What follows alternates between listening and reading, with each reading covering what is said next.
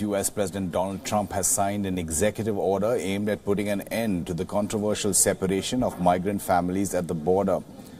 Reversing a harsh practice that has earned international scorn, the latest order requires that immigrant families be detained together when they are caught entering the country illegally, although it's not immediately clear for how long. It also moves parents with children to the front of the line for immigration proceedings.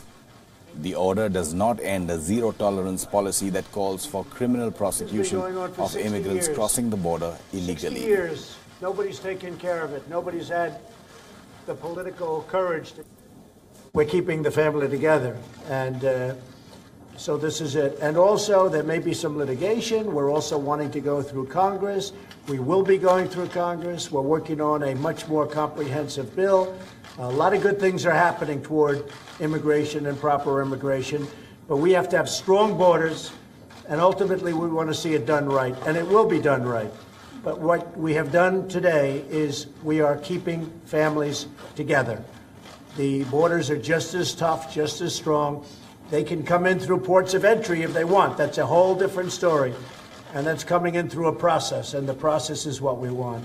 No, Ivanka feels very strongly. My wife feels very strongly about it.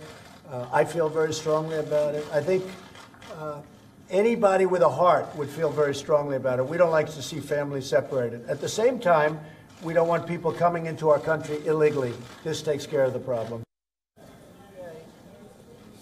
President Trump, who is said to be a frequent viewer of cable television newscasts, has recognized that the family separation issue is a growing political problem. If a White House official is to be believed, First Lady Melania Trump, in private conversations with the president, urged him to do something. This has been going on for 60 years. Meanwhile, U.S. Defense Secretary James Mattis has said that immigrant children separated from their families at the border can be housed in U.S. military bases if requested by the Department of Homeland Security.